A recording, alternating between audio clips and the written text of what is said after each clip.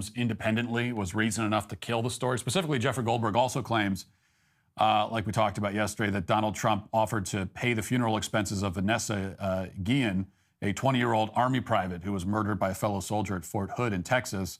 And later, when Trump was told that the expenses totaled $60,000, The Atlantic reports that Trump said, quote, "It doesn't cost $60,000 to bury an effing Mexican." So there's no on-the-record source for this claim, but there are a lot of people who are going on the record denying it. Myra Guillen, the sister of the victim, wrote, quote, "Wow, I don't appreciate how you're exploiting my sister's death for politics, hurtful and disrespectful to the important changes she made for service members. President Donald Trump did nothing but show respect for my family and Vanessa. In fact, I voted for President Trump today." A translator who was in the room with Trump and the family, along with the family's attorney, said the same thing. The attorney said, quote, "After having dealt with hundreds of reporters in my legal career, this is unfortunately the first time I have to go on record and call out Jeffrey Goldberg at The Atlantic. Not only did he misrepresent our conversation, but he outright lied in his sensational story." And it gets worse. Ben Williamson, who served as a communications advisor in the Trump White House, posted screenshots of his text messages with The Atlantic, and he says they deliberately misrepresented what he told them in the article. Here's what he said, quote, "I sent Atlantic a comment saying President Trump absolutely did not say that," referring to the alleged comments about Miss Guillen they printed. The Atlantic translated that comment to, "Didn't hear Trump say it. Treat this dishonest piece accordingly." So it goes on and on. Yesterday, Jeffrey Goldberg was asked about the family's reaction to this piece, and he basically said they don't know what they're talking about. Watch. Of the sister, I understand why they're hurt by this story, and I obviously feel very sorry, as we all do, for this family. But the fact remains, when the family visited Donald Trump, as I note in the story, he said kind words and offered to pay for the funeral.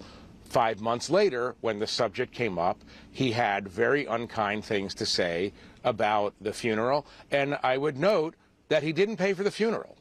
So, again, I understand the sensitivities around this, but the truth is the truth. And people in the meeting, people who had become somewhat inured to Donald Trump's method of speaking, were shocked by what was said, and that's how I learned about it. Yeah, and the detail about how ultimately he did not pay for the funeral is a story unto itself, even without the comments. So the smoking gun is apparently that Donald Trump didn't personally pay for the funeral. That's supposed to convince us that Trump called this woman an effing Mexican. But those two accusations are not remotely related.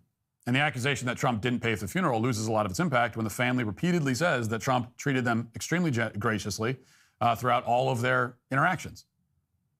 So none of these smears make any sense. They're clearly convinced that they're going to lose the election, and they're throwing everything at the wall, hoping that something will stick. That explains why The Guardian just ran with another desperate hack job. Quote, "A former model who says she met Donald Trump through the late sexual abuser Jeffrey Epstein has accused the former president of groping and sexually touching her in an incident in Trump Tower in 1993 in what she believed was a twisted game between the two men. Stacey Williams, who is 56 and a native of Pennsylvania, has shared parts of her allegation on social media posts in the past, but revealed details about the alleged encounter on a call on Monday organized by a group called Survivors for Kamala, which supports Democratic presidential nominee Kamala Harris. So this is an alleged episode that happened more than 30 years ago. It never came up either of the two previous times Donald Trump ran for president. Instead, this is just coming out now with less than 2 weeks to go until the election. An election Donald Trump looks like he's going to win. And it's from a woman who, according to the Trump campaign and various reports, was a former Obama activist. And the allegation was first revealed during a pro-Kamala Harris event that was organized by a campaign group that's currently taking out anti-Trump advertisements in the New York Times. So every level of it just makes it less credible and less credible, less credible. Additionally, there's no actual proof of any of these allegations in the article. There's a postcard and a note that suggests Trump at one point spoke to this woman. Strangely, though, the note is signed with a signature that looks very different from Trump's other signatures from that time period. It looks more like Trump's signature today, which is interesting. And there are other problems, too. Here's a clip of a portion of the accuser's statement. Watch. Late winter, early spring of '93, I was on a walk with Jeffrey from his brownstone on the Upper East Side down Fifth Avenue when Jeffrey looked at me and said, let's go stop by and see Trump.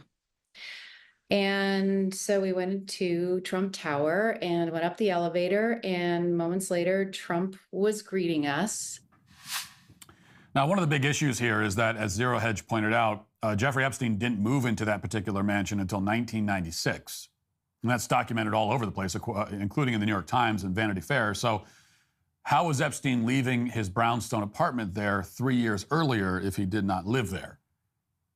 I guess that's something for the fact checkers to look into, although they're just going to ignore it. Now, with all these red flags, obviously this allegation isn't going to convince anyone of anything, but it does highlight one of the many differences between Donald Trump and Kamala Harris, which is that Donald Trump is the only candidate who has promised to provide transparency about Jeffrey Epstein and his clients. He's made it one of his core campaign promises. And that makes you wonder, is Donald Trump trying to incriminate himself by releasing the Epstein client list? Or is it more likely that Trump's political opponents are accusing him with increasing panic of exactly the thing that they are guilty of? Now, what we do know for sure is that these people are going to get increasingly desperate and deranged between now and Election Day. It's not an exaggeration to say that the next 2 weeks will be unlike any other in American history.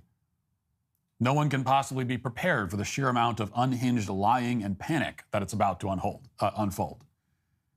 After 2 impeachments, 2 assassination attempts, hundreds of hoaxes, Donald Trump appears to be on the verge of potentially retaking the White House. And right now, unfortunately for hacks like Jeffrey Goldberg and the deep state that Trump has vowed to dismantle, it looks increasingly like nothing they say can stop it. Now let's get to our 5 headlines.